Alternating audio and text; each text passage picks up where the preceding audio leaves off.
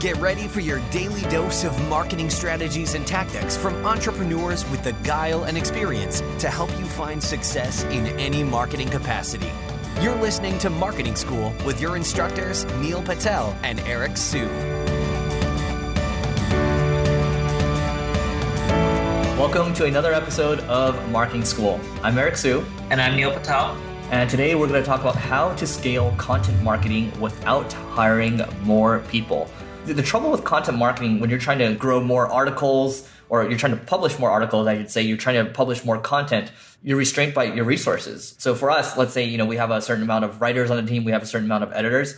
If all of a sudden I say, hey, let's produce 2,000 pieces of content and we're only doing a couple hundred, that's going to be difficult. This topic is about how you can make the most, with what you have. So the first thing I'll say is, it's really easy to look at other people and say, oh, we should be doing that. And it's really easy to start stacking on all this work, right? And, having these knee-jerk reactions. Just because other people are doing Facebook Live, let's jump on that too. Let's jump on all this other stuff. And before you know it, your staff, they're stressed, they're overworked. And, the quality of the content that you actually have going out right now diminishes and deadlines start to be missed and things start to fall apart. First thing I'll say is you have to learn to say no to unnecessary work because you just should focus on the things that are working well for you and within the resources that you have. Trying to do any more than that is going to put you in trouble.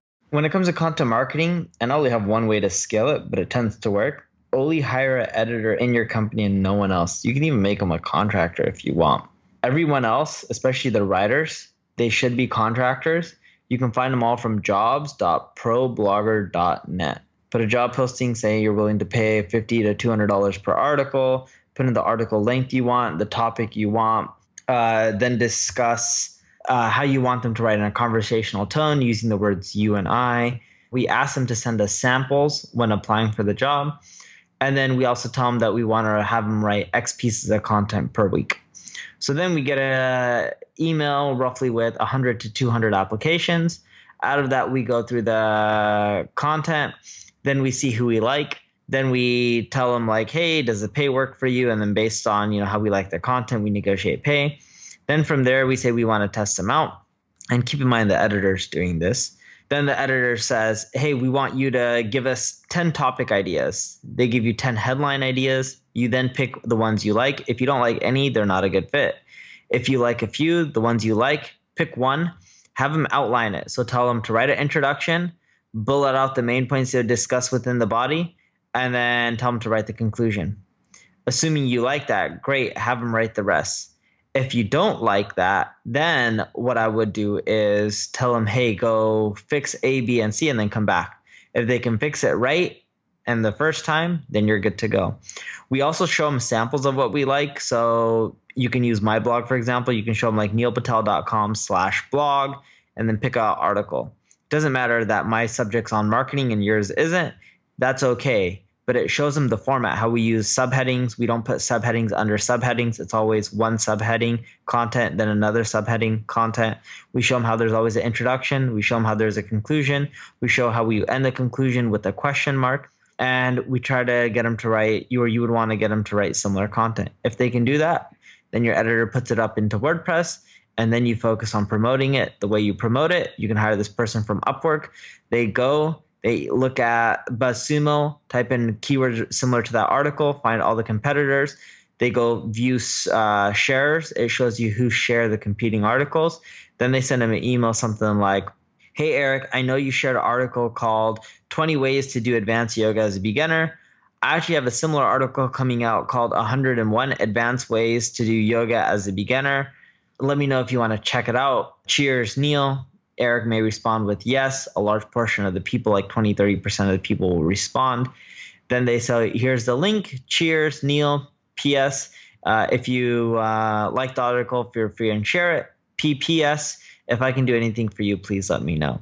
And this works well even if you don't have a big name in the space, you're brand new. We've tried this many times.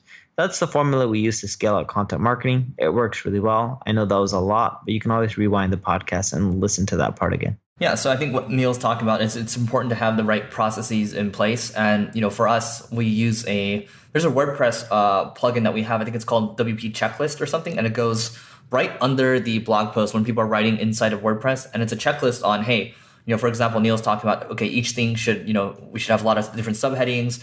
Maybe every single claim needs to be backed up by some kind of link or case study. You can just talk about how you want each blog post to look. That way people can follow that. That way, your content marketing becomes a lot more effective, and then you're able to scale better because people are following one process. You're staying within a team, because if it's a free for all for everyone, you're going to be in trouble as you continue to try to do more with content marketing. One thing I'll say from my end is, we talk about repurposing quite a bit. Make sure that you're leveraging the content that you already have, and think about how you can make it more effective. You don't necessarily need to hire more people, but you can use tools, right? You can use tools like Canva. Take some of the podcast episodes that you have and then put them onto YouTube, slice them up into different topics, and then make nice thumbnails for them. And you can scale your content marketing that way. And then also, when we're talking about scaling content marketing, you're also putting content out there on Twitter. You're putting content out there on Facebook as well. Use a tool like Meet Edgar. You're not necessarily hiring more people, but you have a tool that's going to help you continually post over and over and over without having to add like another head. Think about how you can repurpose your content. Think about how you can leverage what you have already, and think about how you can use tools like Meet Edgar to take you even further. And then the other thing I'll add is that you have some kind of process where you can use a tool like Smartsheet or CoSchedule to have a content calendar in place. Because oftentimes, the scaling issue isn't with like the resource that you have. The resources that you have can put things out there. You just have a bottleneck because you don't have the best process out there in terms of, okay, here's what's coming next. Here's what we need to be producing every single week. Who's responsible for what? And that's going to drive things forward. If everything's unorganized, which happens for most companies, you're going to find that, okay, you're constrained and you're not going to be putting out as much content as you want to be putting out. That's it from my end. Neil, anything else to add? Nope, that's it. All right, that's it for today's episode. We'll see you tomorrow. This session of Marketing School has come to a close. Be sure to subscribe for more daily marketing strategies and tactics to help you find the success you've always dreamed of. And don't forget to rate and review so we can continue to bring you the best daily content possible. We'll see you in class tomorrow, right here on Marketing School.